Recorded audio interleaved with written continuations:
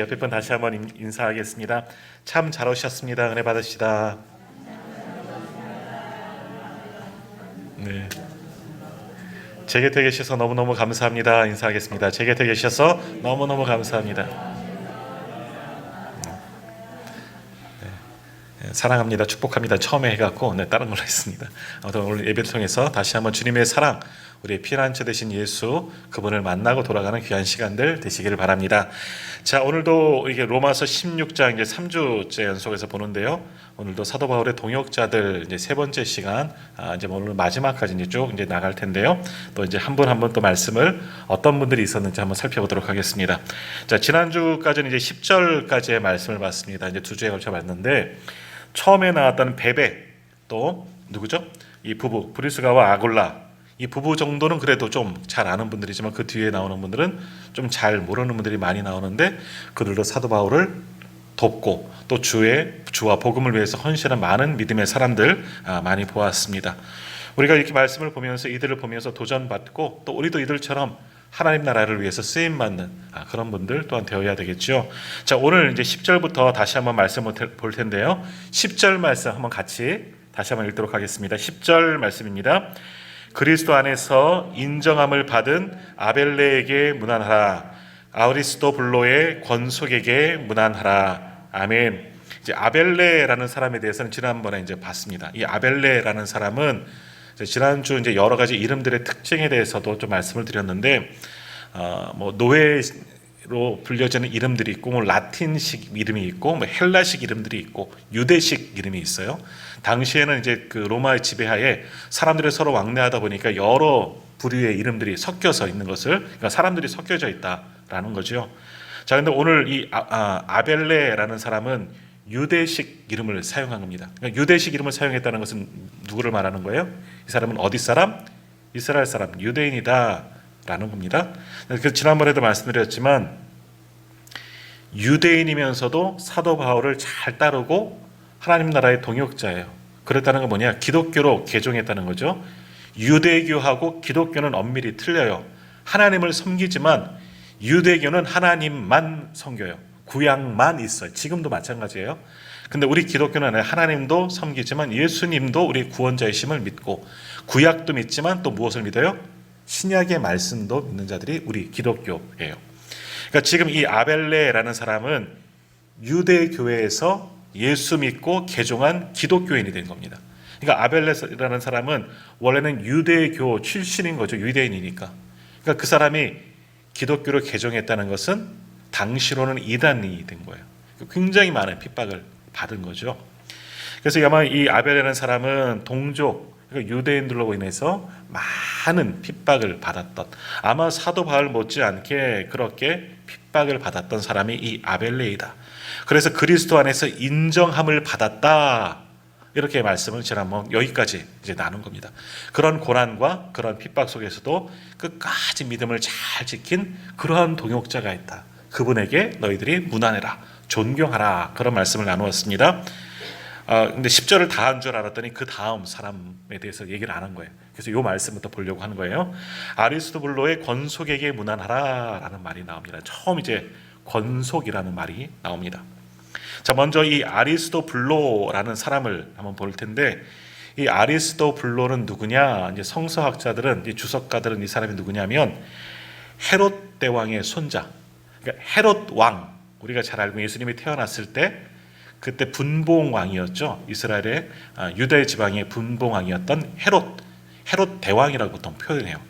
예수님이 나중에 십자가에 못 박힐 때 또 헤롯이 나오잖아요. 다른 사람이에요. 헤롯 1세, 헤롯 대왕이라고 표현하고 헤롯 아그리빠, 근데 다 성경에는 헤롯이라고 표현해요. 그러니까 이 아리스토블로라는 사람은 누구냐면 헤롯 대왕의 손자라고 합니다. 그리고 글라우디오스 황제, 그러니까 로마 황제의 친구였던 사람이래요.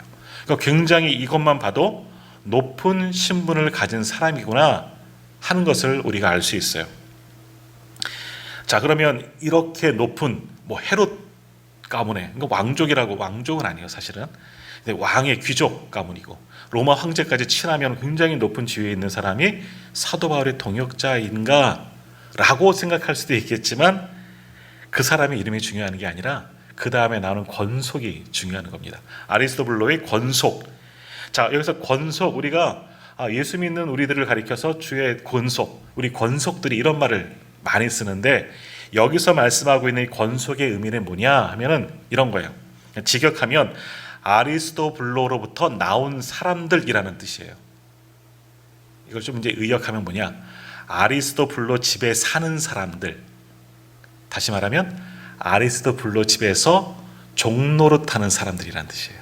여기서 권속이 그냥 아리스토블로의 가족들, 뭐 가문 이걸 얘기하는 것이 아니라, 아리스토블로의 권속이라는 것은요, 아리스토블로라는 사람을 섬기는 사람들이라는 뜻이에요. 그러니까 아리스토블로의 노예들이에요. 종들인 거예요. 그러니까 여기서 중요한 것은 아리스토블로는 중요하지 않아요. 그 집에서 권속들, 종로를 타고 있는 사람들이 훨씬 더 하나님 나라에서는 중요한 사람입니다. 그러니까 주석가들도 이 아리스토블로라는 사람이 기독교일 가능성이 있기도 하지만 아닐 것이다 라고 이야기해요. 이름은 나오지만 그의 권속들, 무명의 사람들이 있어요. 뭐 얼마나 되는지는 모르겠지만 아리스토블로의 집에서 종로를 타면서 그를 섬기는 사람들이 기독교인인 거예요. 종이지만 기독교예요. 기독교인들이래요. 그런 사람들이 사도 바울의 동역자이고 하나님 나라의 일꾼들이라는 것이죠. 비록 남의 집에서 종로를 타고 있는 사람들이지만 쉽지 않은 여건이에요. 그래도 예수 믿고 하나님 나라를 위해서, 주와 복음을 위해서 굉장히 열심을 품고 있는 사람들, 그 사람들이 10절에 그냥 이름도 안 나오듯이 쏙 지나가고 있는 아리스토블로의 권속들, 그들도 존경할 만한 하나님 나라의 일꾼들이다라는 겁니다. 지난번에도 우리가 앞에서 우리가 보았지만 우리나라에도 이런 전통이 있었다 그러잖아요. 종이었지만 총회장이 됐던 그런 목사님도 계셨고 하지만, 이때도 종이었음에도 불구하고 정말 예수 믿는 것, 그것도 쉽지 않은데 하나님 나라를 위해서 귀하게 쓰임받았던 그런 권속들도 있었다. 이들도 역시 너무나 이름도 기록되지 않았지만 귀한 하나님의 사람들이다라는 거죠. 그러니까 우리 이름들이 꼭 드러나야만 좋은 것이 아니라 드러나지 않더라도 하나님은 분명히 기억하신다는 겁니다. 오히려 그런 분들도 더 소중히 여기는 하나님의 일꾼들이 될 수가 있는 겁니다. 자, 그 다음 이제 11절 말씀 보겠습니다. 11절 말씀 같이 읽겠습니다. 내 친척 헤로디온에게 문안하라. 나기수의 가족 중 주 안에 있는 자들에게 문안하라. 아멘. 7절에도 보면 내 친척이요 뭐 이런 말씀이 나오는데, 여기 친척과 또 여기 친척은 조금 더 다른 의미가 있습니다. 여기 친척 헤로디온이라고 말하는데요, 이것도 사람 이름이 아니에요.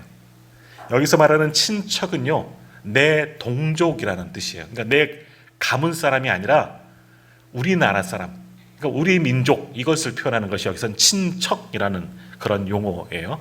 그러니까 내 친척 헤로디온, 나와 같은 나라 사람, 나와 같은 유대인, 나와 같은 이스라엘 사람, 이런 뜻이죠. 자, 그러면 헤로디온은 뭐냐? 헤로디온도 사람 이름이 아니고 위에 나오는 권속과 비슷한 거예요. 여기도 헤롯 대왕과 아마 연결되어 있는 사람이에요. 그 가문에 속한 사람인 거죠. 그러니까 위에서 누구죠? 이름도 헷갈리네. 아리스토블로의 권속과 같은 것처럼 헤로디온, 헤롯에게 속한 사람들이라는 뜻이 헤로디온이라는 그런 뜻이라는 거예요. 그러니까 이 사람들도 뭐 하는 사람 같아요? 노예들이에요. 종들이에요. 헤롯 집안에 살고 있는 종들, 내 동족이면서도 나와 같은 유대인이면서 헤롯 집안에서 종노릇하고 있는 사람들에게 문안하라. 똑같은 거죠. 위에서 10절에서 보았던 아리스토블로와 같은 그 권속들과 같은 부류의 사람들이에요. 이들도 역시 종살이하는 사람들이지만 하나님 나라를 위해서 귀하게 쓰임받았던 그런 사람들, 내 친척 헤로디온, 그 사람들, 여기도 얼만큼 있는지는 몰라요. 하지만 그런 종들도 열심히 수고했다. 그들도 존경할 만한 사람들이다라는 거죠. 자, 그 다음 11절 중간에 나온 나기수의 가족 중 주 안에 있는 자들, 여기도 비슷한 거예요. 나기수는 누구냐면 로마 티베레우스라는 그런 황제에서 노예 생활을 했던 사람이에요. 근데 황제의 종하고 일본 사람들의 종하고는 좀 신분이 틀린 거예요.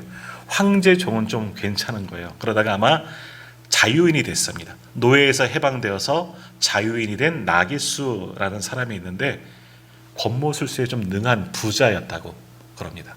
남을 좀 속이고 자기만 이렇게 챙기고 이랬던 그런 사람인데, 네로 황제 때 죽임을 당했던 사람이 이 나게수라는 사람입니다.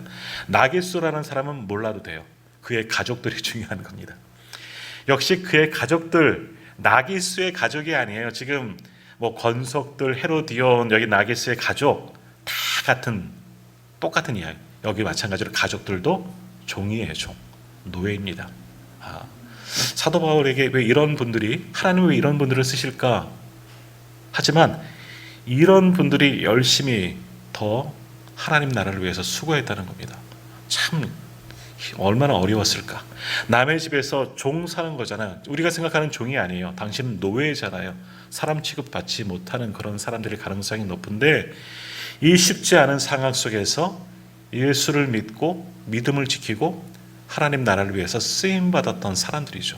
이런 분들은 정말 존경할 만한 사람들이에요. 이름도 없어요. 지금 10절과 11절에 나오는 사람들이 얼만큼 한두 사람이 아닐 거예요. 많은 상당수의 사람들이지만, 그러나 그들은 어려운 속에서 신분으로 따지면 정말 남의 밑에서 일하는 종이고 노예 아닙니까? 가장 밑바닥층에 사는 사람들이에요. 그런데 이들도 사도 바울을 열심히 후원하고 섬기고 복음을 위해서 그렇게 애썼던 하나님 나라의 일꾼들이었다는 겁니다. 참 우리에게 도전을 주는 그런 사람들이고 너무나 귀한 사람들이라는 겁니다. 그러니까 사도 바울도 이런 분들 이름 하나하나 열거하지 않았지만 그분들이 너무 고마운 거예요. 나게수 그 집에서 힘들게 노예 생활하던 사람들, 종 노릇하는 사람들 어렵지만 나를 도와줬어. 헤로디온에게서, 헤롯 집안에서 종 살던 사람들도 나를 도와줬지. 아리스토블로의 집에서 종살이 하던 사람들도 나를 도와줬지. 복음을 위해 수고했지. 그 사람들 그 상황에 너무너무 고마운 거예요. 얼마나 힘들었겠습니까? 가진 게 얼마나 있겠습니까? 하지만 꼬깃꼬깃 모은 그런 헌금 드렸을 것이고, 아무튼 시간 나는 대로 사도 바울을 도와주었을 것이고, 그러한 분들이 너무너무 고마웠던 것이고, 그러한 분들이 하나님 나라와 복음을 위해서는 반드시 필요한 사람들이다라는 겁니다. 우리도 마찬가지예요. 누가 아느냐? 나를 누가 아느냐? 지난번에도 그랬잖아요. 날 누가 알아요? 저도 아무도 몰라요, 나가면. 하지만 하나님은 기억하신다는 거예요. 우리가 주님의 나라를 위해서 열심을 다하여 수고하고 헌신하면 하나님은 분명히 기억하시고 우리의 이름이 바로 생명책에 기록되어 있는 줄 믿습니다. 자, 계속해서 12절 말씀 같이 읽겠습니다. 주 안에서 수고한 드루베나와 드루보사에게 문안하라. 주 안에서 많이 수고하고 사랑하는 버시에게 문안하라. 아멘. 자, 이 드루베나, 드루보사, 드씨 가문인 것 같죠? 자매입니다. 이름이 시작하는 게 비슷한 거 봐서 자매라고 이렇게 불려집니다. 둘 자매인데 둘이 다 예수님을 믿고 또 여인들이 열심히 헌신한 거예요. 뒤에 나오는 이 버시라는 사람도 여성입니다. 여기서 12절에 나오는 분들은 3명의 여성들이 나옵니다. 근데 열심히 주님의 일을 위해서 수고했어요. 주 안에서 수고한, 또 버시를 향해서도 주 안에서 많이 수고한. 6절에도 보면요, 너희를 위하여 많이 수고한 마리아라는 분이 나오죠. 당시 여성 사역자들은 정말 굳은 일들 다 맡아서 하는 것 같아요. 너무너무 수고했다는 거죠. 그러니까 이들도 6절에 나오는 마리아, 이 마리아를 설명할 때 어떻게 이야기했습니까? 어떤 교회면 맞아, 그 교회는 그 집사님 계셨지. 어느 교회 가면 그 교회는 그런 권사님 계셨지. 이런 분들이에요. 그 교회 하면 떠올리는 마리아. 여기 떠올리니까 드루베나와 드루보사라는 자매가 열심히 헌신했었어. 그런 분들이 있었어. 저 교회 가니까 버시라는 분이 열심히 수고했구나. 사도 바울이 기억하고 있는 여집사님들인 것 같아요. 그러니까 그런 분들이 있었다는 거예요. 앞에서 앞장서서 일하진 않지만 가만 보면 묵묵히 굳은 일 마다하지 아니하고 정말 열심히 수고했던 마리아와 같은 여인도 있고, 오늘 12절에 보면 드루베나와 드루보사 그리고 이 버시라는 집사님들이 아마 계셨던 것 같아요. 그분들이 너무너무 생각나고 그분들도 고마웠던 겁니다. 그래서 그분들도 존경할 만한 하나님의 일꾼들이다라는 겁니다. 교회도 우리 여집사님들이 많잖아요. 우리 여성 성도님들이 많잖아요. 제일 굳은 일 맞이하잖아요. 청소도 하고 주방 봉사도 하시고. 자, 이런 분들이 정말 칭찬받는 분들입니다. 오늘 이 드루베나와 드루보사 그리고 버시처럼 칭찬받는 우리 여성 성도님들 다 되시기를 바랍니다. 남자들은 기분 나빠서 아멘 안 하시죠? 한 분은 하신 것 같아요. 자, 그 다음 말씀 한번 보겠습니다. 11번째 이제 수연들인데 13절 말씀, 13절 같이 읽겠습니다. 주 안에서 택하심을 입은 루포와 그의 어머니에게 문안하라. 그의 어머니는 곧 내 어머니라. 아멘. 바로 위에서 이 드루베나와 드루보사 이 자매가 함께 주님을 섬겼는데 여기에 보면 아들과 어머니가 함께 동역자로 교회를 섬겼다는 겁니다. 루포와 그의 어머니, 어머니의 이름은 나오지 않고 있습니다. 자, 루포 많이 들어보셨죠? 누구죠? 알렉산더와 루포. 알렉산더는 여기 이름이 지금 빠져 있는데 이 루포, 알렉산더와 루포가 누구죠? 그의 아버지가 누구죠? 구신데 구레네 시몬. 구레네 성이 아니죠. 구레네 사람 시몬입니다. 마가복음 15장 21절에 보면 알렉산더와 루포의 아버지 구레네 시몬이 나오죠. 이분이 뭐 했죠? 예수님의 십자가 진 사람이에요. 그때 이 시몬이라는 사람 죄수가 지나가는 길에 영화에서도 많이 그렇게 나와요. 구경하러 나왔다가 뭐 건장해 보였나 보죠. 아마 이 구레네 사람은 흑인이었을 가능성이 높다 이렇게 표현하는데 건장해 보이는 한 사람이 있으니까 끌어다가 로마 군인들이 끌어다가 예수님이 자꾸만 넘어지니까 십자가를 대신 그 사람에게 지어서 골고다로 가게 한 사람이 구레네 사람 시몬인 겁니다. 이 사람 그 십자가 졌을 때 얼마나 마음이 어땠겠습니까? 불편했을 거예요. 왜 이렇게 많은 사람들 하필이면 왜 나를 끄집어냈을까? 로마 군병이 그랬으니까 항의할 수도 없어요. 옛날에 일본 순사가 칼 차고 너 나와! 그럼 나갈 수밖에 없는 거잖아요. 당시도 그랬을 거예요. 구레네 시몬도 어쩔 수 없이 그 무거운 십자가 졌을 거예요. 자긴 죄수도 아닌데 소위 내가 이거 죄수 취급당하면서 쪽팔리게 이거 했다고 뭐 돈 주는 것도 아닌데 내가 왜 이 고생을 하고 있나? 저 사람이 뭐라고? 불평하며 갔을지도 몰라요. 그런데 그렇게 억지로 십자가를 지고 갔는데 그의 아내와 그의 아들이 예수 믿었다는 거예요. 루포와 그의 어머니 알렉산더도 아마 그 아들도 믿었을 거예요. 여기 이름은 등장하지 않은 것은 아마 일찍 죽진 않았을까 뭐 그런 생각도 해봅니다. 아무튼 그의 어머니와 루포, 그러니까 구레네 사람 시몬의 아내와 루포도 예수 믿고 주님의 동역자들이 되었다는 겁니다. 은혜입니다. 억지로라도 끌려 나와서 수고했는데 예수 믿는 가정이 됐던 거예요. 구원받은 가정이 된 거예요. 자, 더욱이 루포의 어머니를 향하여서 바울이 뭐라 그럽니까? 그는 내 어머니다. 루포의 어머니는 내 어머니다. 너무너무 고마운 분이다. 나를 잘 도와주셨던 분이다. 정말 육신의 어머니와 같은 그런 분이다. 아주 이 가족과 루포와 그의 어머니, 이 구레네 사람 시몬의 가정과 사도 바울이 굉장히 가깝게 지냈다는 것이죠. 자주 가서 밥도 얻어먹고 아마 그랬던 가정인 것 같습니다. 너 고마워했던 것을 알 수 있죠. 자, 어찌 보면 이런 마음도 있는 겁니다. 하나님이 어찌 보면 강권적으로 이렇게 쓰시는 분도 있는 거예요. 사도 바울도 강권적으로 하나님께서 사용하시는 거잖아요. 예수만 믿고 예수 믿는 사람 핍박하던 사람을 어디야? 무슨 도상이죠? 네? 갑자기 생각이 안 나. 안 들려요. 다메섹. 감사합니다. 목사가 무식해갖고 다메섹 도상에서 예수님 만나갖고 색밖에 기억이 안 났어. 얼굴 빨개지는데 다메섹 도상에서 강권적으로 만나서 사용하셨잖아요. 이 구레네 사람 시몬 하나님께서 억지로 지으셨어요. 억지로 사용하셨는데 억지로 주님의 일을 하는데도 은혜를 받은 거예요. 내가 십자가를 지고 간 사람은 죄수가 아니고 구원자구나. 결국 그도 깨닫고 예수 믿고 그의 가정도 구원받았다는 겁니다. 더욱이 이름이 사라지지 아니하고 오늘 로마서에도 기록된 것처럼 하나님 나라의 귀한 동역자였다는 겁니다. 얼마나 귀한 사람들입니까? 우리의 가정 이런 가정 되었으면 좋겠습니다. 그리고 하나님께서는 때로는 억지로 우리가 수고한 거 다 기억하신다니까요. 공짜가 없습니다. 하나님 나라는 공짜가 없습니다. 우리가 애쓰고 수고하고 헌신하면 하나님께서는 반드시 기억하시고 우리가 생각하지 못한 것으로 분명히 갚아주실 줄 믿습니다. 내가 예수 잘 믿으면 아직 우리 식구들 예수 안 믿더라도 언젠가는 예수 믿고 구원받게 될 줄 믿습니다.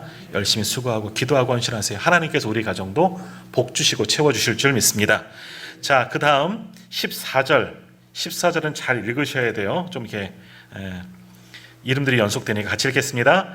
아순그리도와 블레곤과 허메와 바드로바와 허마와 및 그들과 함께 있는 형제들에게 문안하라. 아멘. 많은 이름들이 나오는데 여기 이제 두 번째 나오는 블레곤이라는 사람을 제외하고는 여기에 나오는 이름들도 다 노예입니다. 노예 출신들이라고 하는 겁니다. 그러니까 우리에도 계속 뭐 아스드로블로의 뭐예요 권석들, 헤로디온, 뭐 누구의 가족들, 나기수의 뭐 가족 중 다 노예라 그랬잖아요.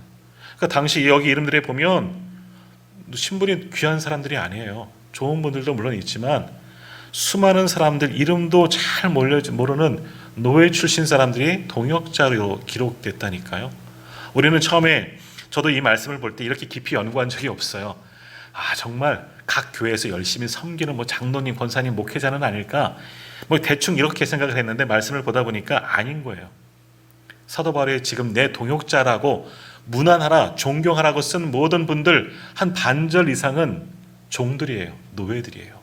근데 이들도 전부 하나님 나라를 위해서 귀하게 쓰였다는 겁니다. 더욱이 이런 사람들이 교회에 있었다는 겁니다. 물론 이 당시 교회는 지금같이 이렇게 울타리가 있는 교회는 아니죠. 각 가정이 교회입니다. 오늘 뭐 나기수 뺍시다. 블레곤이라는 사람의 집에서 모이면 그것이 교회가 되는 거예요. 근데 이 종이라는 종들, 이 노예들은 그렇게 남의 집 함부로 가기도 어려울 텐데 초대 교회는요 그런 노예들도 다 받았다는 겁니다. 당신은 노예니 들어오지 마시오. 우리 옛날에 뭐 기역자 교회가 있고 뭐 종들은 상전은 안에서 예배드리고 종들은 바깥에서 예배드리고 그런 적이 한국 교회는 있었어요. 하지만 여기는 그렇지 않았다는 겁니다. 종이건 뭐 노예건 자유인이건 귀족이건 하나님 나라에서 모두가 평등하다는 겁니다. 하나된 교회, 이 초대교회 그것을 보여주고 있는 겁니다. 오늘 14절에 나오는 모든 사람들 블레곤만 빼놓고 다 종들이었지만 이들도 너무나 귀한 주의 교회 동역자들이고 교회 기둥 같은 분들이었다라는 겁니다. 물론 이들이 이름들만 나왔기 때문에 어떠한 일들을 했는지 모르겠지만 이들도 아무튼 함께 모여서 열심을 다해서 같은 마음을 품고 교회를 섬기고 또 선교 사역을 돕고 하나님 나라에서 귀하게 쓰임받았던 일꾼들이었다라는 거죠. 이런 분들도 굉장히 귀하다라는 겁니다. 자, 그 다음 15절 말씀 한 번 더 읽겠습니다. 빌롤로고와 율리아와 또 네레오와 그의 자매와 올름바와 그들과 함께 있는 모든 성도에게 문안하라. 아멘. 여기도 섞여 있어요. 이 빌롤로고라는 사람은 당시에 그냥 흔한 노예, 우리로 말하면 마당새야 뭐 이런 이름들이에요. 그런 노예고요. 대신 율리아라는 것은 라틴계 부인, 이거 약간 신분이 높은 사람의 이름이에요. 그러니까 여기 말하는 것은 이 15절에 나오는 사람들은 어찌 보면 한 가정교회를 말하는 거예요. 아마도 율리아라는 사람에 있는 그 집에서 함께 모여서 예배하고 있는 가정교회. 맞아, 그 로마에 가면 율리아라는 사람이 있는데 그 부인이 있는데 그 집을 열어서 교회를 만들었고 많은 사람들이 모여. 근데 그 사람들 믿음이 너무 좋고 너무너무 수고하는 사람들이야. 그분들이 기억나는 거예요. 아마 이 15절에 나오는 사람들이 그런 사람들이에요. 그래서 끝에 보면 그들과 함께는 모든 성도에게 문안하라. 근데 어찌 보면 이 15절은요 지금으로 말하면 구역을 이야기하는 거예요. 우리로 말하면 사랑방이죠. 사랑방 교회를 이야기하는 거예요. 소그룹 모임이에요. 큰 교회도 아니고 작은 모임이지만 뭐 얼마나 많은 사람들이 모이는지는 모르겠지만 아주 크지는 않아요. 하나의 구역이지만 이 구역 사람들이 열심히 모여 예배하고 똘똘 뭉쳐 있고 아무튼 하나님 나라를 위해서 이 구역 식구들 모두가 함께 수고해요. 더욱이 그 구역 안에는요 좀 신분이 높은 사람도 있어요. 율리아처럼 조금 신분이 높은 사람도 있지만 노예도 있어요. 그런데 허물 없이 구역 안에서 서로 사랑하고 서로 섬기고 같이 봉사하는 분들이에요. 그러니까 너무너무 더 귀한 사람들이라는 거죠. 우리가 15절 16절 말씀 보면 노예도 있고 그렇지 않은 분도 함께 섞여서 있는 것을 교회 안에 있는 것을 보게 됩니다. 자, 그런데 지금 오늘날 교회들도 이러지 못한 경우가 참 많이 있습니다. 교회 안에서도 어느덧이 보면 계급과 신분이 좀 이런 계급 신분은 지금은 없지만 나누어지는 경우들이 있어요. 소위 끼리끼리 모인다 그러죠. 교회 안에도 그런 경향들이 있다는 거예요. 예를 들어서 큰 교회들은요, 이 좋은 면이 있고 나쁜 점이 있어요. 뭐 다 장단점이 있기 때문에 뭐 무조건 나쁘다, 무조건 좋다 할 수는 없지만 어떤 분들은 의사들만 모이는 그런 팀이 있어요. 이분들 좋아요. 그러니까 대화도 되고 의학적인 대화도 되고, 또 이분들이 또 그렇게 팀을 모아서 교회에서 의료로, 의술로, 의학으로 도움 교회 성도들을 섬기는 경우도 있고요. 또 이들이 같이 휴가를 내고 정말 의료 선교를 떠나는 경우도 굉장히 많이 있어요. 굉장히 좋은 경향들이죠. 또 우리 예전에 연예인 교회라고 불렀던, 지금은 예능 교회라고 부르는데, 거기는 어떻게 시작됐습니까? 하용조 목사님, 구봉수 장로님을 중심으로 연예인들이 모였어요. 연예인들이 일반인 교회 가면은요, 이게 뭐라 그럴까, 예배를 못 드리잖아요. 연예인이 왔으니까 얼마나 또 사람들의 관심을 받고 주목을 받고, 그러니까 불편한 거예요. 그러니까 자기들끼리만 예배할 수 있도록 연예인 교회, 지금 예능 교회지만 그렇게 돼요. 이런 부분들은 좋은 부분들이 있겠지만, 근데 어디 보면은요, 그렇지 않고 어떤 뭐랄까, 소그룹, 이상한 세상적인 소그룹을 만들어서 하는 어떤 자신들의 세력을 만드는 그런 부분들도 있는 거예요. 전에도 한번 말씀드렸던 것처럼 제가 전에 있던 교회에서도 어떤 분들이 건의를 했어요. 그러니까 향토색을 가지고 우리들이 모임을 좀 해도 되겠습니까? 우리 다 어디 고향들이 좀 다 틀리기 때문에 어디 지역이라고 얘기하면 또 싫어하고 또 오해할까봐 지역은 얘기 안 했지만 아마 대부분 아실 거예요. 한 지역이 좀 강해요. 그 지역 사람들이 거기에도 많이 살아요. 그러니까 우리는 우리 지역을 걸고 좀 모이면 향후회를 교회에서 만들면 안 되겠습니까? 건의가 들어왔어요. 그래서 안 된다 그랬어요. 왜? 그분들이 또 세를 모으고 또 이상하게 변질되는, 처음 시작은 좋아요. 고향도 같고 쓰는 억양도 비슷하고 그러니까 좋은데, 거기까지는 좋은데 꼭 그렇게 모임 속에서 잘못되어지는 경우가 있고 신앙이 아닌 다른 일들을 하는 경우가 있기 때문에 하지 못하도록 그렇게 권면했던 그런 것도 있습니다. 이제 비슷한 부류의 생각들을 붙은 비슷한 사람들 모이는 건 어느 정도 괜찮아요. 말도 잘 통하고 이야기도 잘 나누고 함께 마음도 잘 맞기 때문에 함께 봉사하기 쉬우니까. 그런데 이렇게 모이더라도 교회에서 그것이 세를 만들고 어떠한 집단을 만드는 것은 위험할 수가 있다라는 겁니다. 오히려 오늘 이 본문의 말씀처럼 14절이나 15절의 말씀처럼 신분이 높거나 또 노예면 어떻습니까? 교회 안에서는 다 똑같은 성도입니다.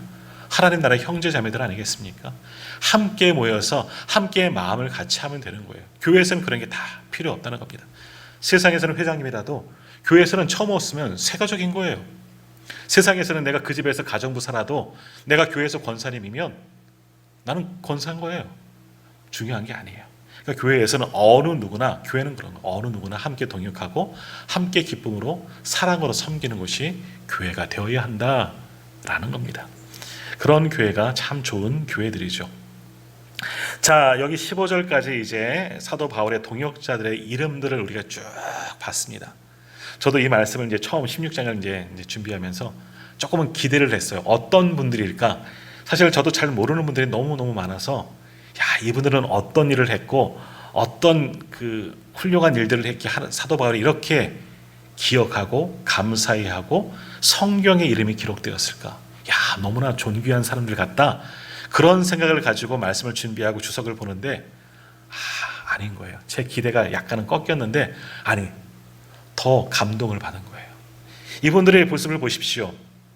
세상에서 유명한 자가 아니에요. 지난번에도 말씀드린 것처럼 아무도 알지 못하는 사람들이에요.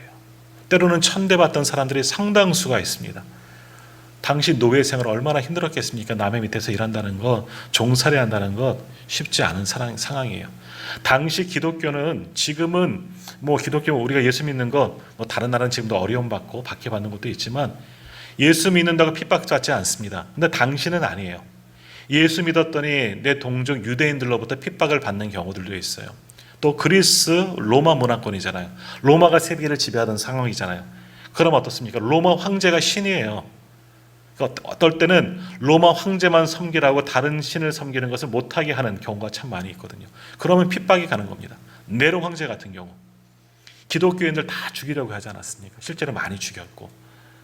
자, 그 속에서 믿음을 지키기란 상당히 어렵습니다. 더욱이 신분이 낮은 사람들, 종과 같은 사람들, 노예 같은 사람들 얼마나 힘들었겠습니까? 그런데도 불구하고 내 상황과 형편이 어떠하든지 이분들은 오직 예수 믿고 은혜 받고 받은 그 구원의 감격을 가지고 하나님 나라를 위해서 헌신했다는 겁니다. 이 점을 우리가 봐야 된다는 겁니다.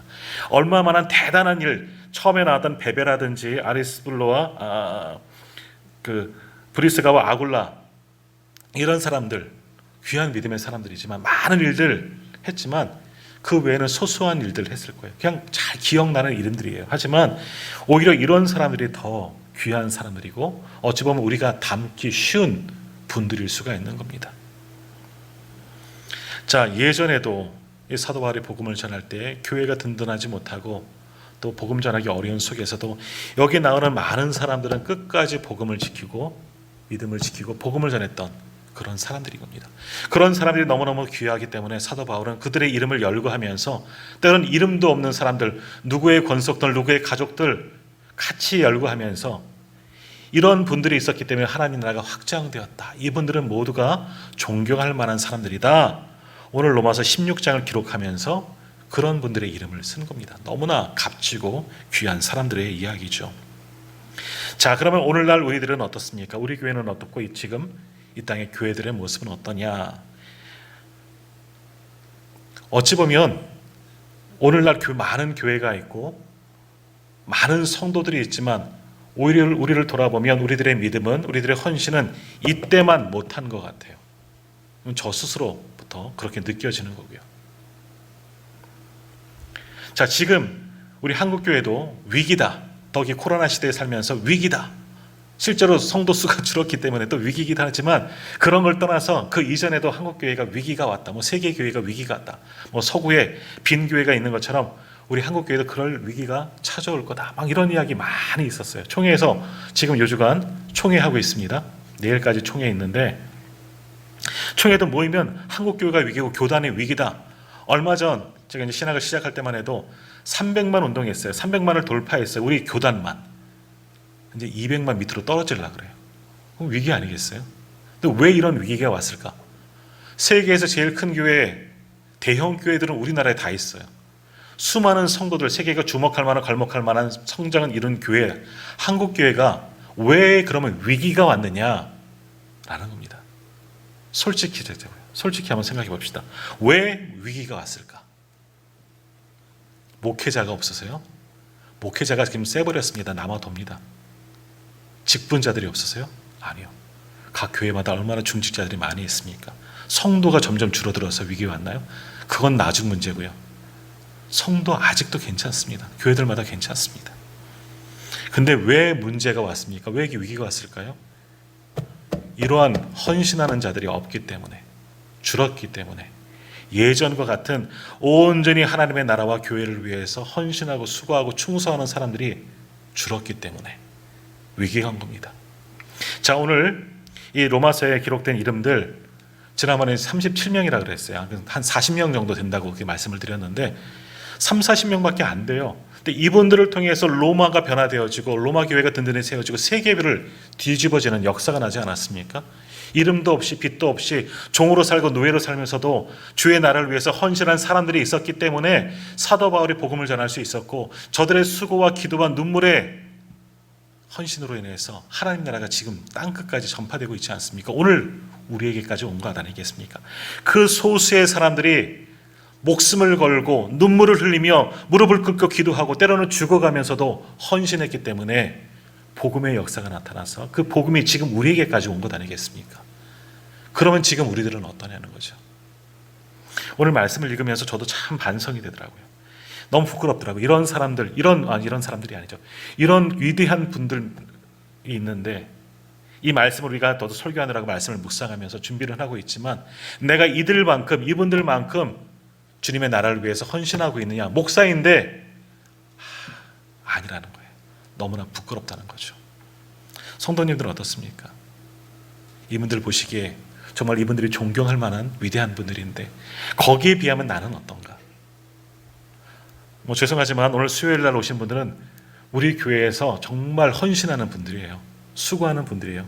수요일 남들 잘 안 오는데 수요일까지 한 번 더 오는 것은 대단한 분들이에요. 믿음의 사람들이에요. 근데 여기 계신 분들 한번 가슴에 손을 얹고 한번 생각해 보십시오. 나는 정말 하나님의 나라를 위해서 온전히 헌신하고 있는가?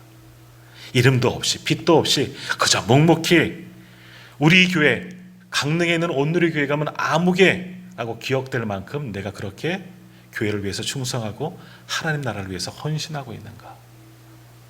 아무도 그렇습니다 하고 답하지 못할 것 같아요. 자, 오늘 이 말씀들을 읽으면서 우리가 도전받아야 하는 겁니다. 이분들 우리와 같은 상황 아니에요. 우리는 이분들에 비하면 너무 편한 삶을 살지 않습니까? 이분들에 비하면 너무 부유한 삶을 살고 평안한 삶을 사는 겁니다. 문제도 없습니다. 물론 이분들이 처한 것과 우리랑은 물론 다른 상황들이 있겠지만 이분들에 비하면 우리는 예수 믿기 너무너무 좋은 환경 속에서 상황 속에 살고 있고요. 이분들에 비하면 우리는 더 헌신하고 충성할 수 있어요. 그런데 저도 그렇고 우리 다 그렇게 못하고 있지 않습니까?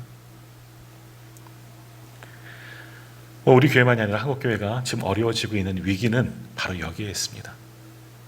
교회는 많고 사람은 많지만 일꾼이 없다는 겁니다. 하나님이 찾으시는 그 한 사람의 헌신자가 없다는 겁니다. 하나님 앞에 사도 바울처럼 눈물로 목숨을 걸고 내걸는 목회자도 없지요. 주님 앞에 이렇게 이름도 없이 빚도 없이 다 내어놓고 헌신하는 무릎 꿇는 헌신하는 성도들도 없다는 것이 한국교회 또 우리 교회의 문제는 아닌가, 그런 생각들을 해봅니다. 자, 그런데 우리는 어떻습니까? 이 정도 했으니까 복 받겠지, 복 주실 거예요 하나님께서. 이쁘시죠? 근데 우리가 이만큼 했으니까, 내가 이 정도 헌신했으니까 하나님 나를 기억하실 거야. 물론 하나님 기억하실 거예요. 우리의 작은 헌신도 아까 조금 전에도 말씀드린 것처럼 우리가 한번 헌신하면 하나님 다 갚아주시는 분이에요. 공짜 없으신 분이에요. 하지만 딱 요만큼만이 아니라 요거를 넘어서서 우리의 전부를 드릴 수 있는 저와 우리 성도님들 되었으면 좋겠습니다. 그럼 바로 그런 우리를 통해서 놀라운 부흥의 역사가 반드시 일어나게 될 줄 믿습니다. 우리가 요만큼 요거를 돌파해야 되는데 못하는 이유는 뭐냐? 그러지 못해서입니다. 저도 그렇고요, 우리들도 그렇고요. 오늘 말씀을 보면서 우리가 깨달아야 돼요. 회개해야 돼요. 그리고 기도하고 헌신해야 돼요. 주의 나라 위하여 써주소서. 조금 전에 아까 그 찬양, 예수 나의 피난처, 주의 교회 위하여, 주님 나라 위하여, 주의 영광 위하여 써주세요. 입술로는 그렇게 고백하는데 그렇게 우리를 드리고 있느냐? 아니요, 그렇게 하지 못하고 있습니다. 그렇기 때문에 뛰어넘지 못하고 또 다른 역사가 나타나지 못하고 우리 교회만의 이야기가 아니라 한국 교회들의 이야기인 겁니다. 오늘 이 로마서의 말씀을 묵상하면서 다시 한번 우리들의 모습을 돌아보십시오. 주님의 핏값으로 우리는 사는 자들 아닙니까? 우리는 예수님 자리라고 그러지 않습니까? 예수님의 핏값으로 구원받은 사람들. 예수님은 우리와 같은 분이 아니에요. 하나님이신 거예요. 그분이 우리를 위해서 살리시고자 죽으셨는데, 주님은 우리를 위해서 다 내어주셨는데 우리는 조금 하고 이제는 하나님 나라를 위해서 온전히 헌신하고 수고하고 충성할 수 있는 저와 우리 성도님들 되기를 간절히 소망합니다. 그럴 때 한국교회가 소망이 되는 거지요. 그럴 때 우리 교회가 이 지역의 빛과 소금의 역할을 감당하는 겁니다. 그렇지 않으면요, 잊혀질 수밖에 없는 겁니다. 그런 교회가 있었다더라, 그런 성도들이 있었다더라, 그냥 스쳐 지나가는 이름들이 될 수가 있다는 겁니다. 오늘 이분들 우리가 다 닮아갈 수는 없을 겁니다. 하지만 한번 깊이 묵상하시면서 도전받고 정말 주님의 나라를 위해서 애쓰고 수고할 수 있는 저희 모두가 다 되기를 간절히 소망합니다. 자, 이제 마지막으로 한번 마지막 절 같이 한번 읽어볼까요? 16절 말씀 같이 읽겠습니다. 너희가 거룩하게 입맞춤으로 서로 문안하라. 그리스도의 모든 교회가 다 너희에게 문안하느니라. 오늘 돌아가실 때 서로 거룩한 입맞춤 하십시오. 아멘 안 하시는군요. 거룩한 입맞춤은 당시에 통용되었던 이 서구식 그런 문안 인사라고 보시면 되는데, 주석이 보니까 정말로 입맞췄대요. 근데 우리처럼 입술을 쪽 하고 그런 건 아니겠지만 얼굴을 비비고 그러는 거겠지만 동성간이 아니라 전체 교회가 그렇게 주 안에서 한 형제입니다. 한 자매입니다. 근데 이것도 한번 잘 생각해 보세요. 이 사람은 노예였어요. 나는 주인이에요. 내 주인이 내 노예를 잡고 사랑의 입맞춤을 할 수 있을까? 못해요. 내 체면이 있지. 사회적 지위야. 체면이 있고 우리도 막 그러지 않습니까? 그래요. 근데 교회는 이래야 되는 거라는 겁니다. 나보다 어렵고 불쌍하고 막 꾀지지 않는데 손잡으라 그러는데 어떻게 잡아야 되나 막 손끝만 살짝, 이게 아니라 다 품을 수 있어야 되는 거예요. 그것이 사랑의 입맞춤인 겁니다. 거룩한 입맞춤.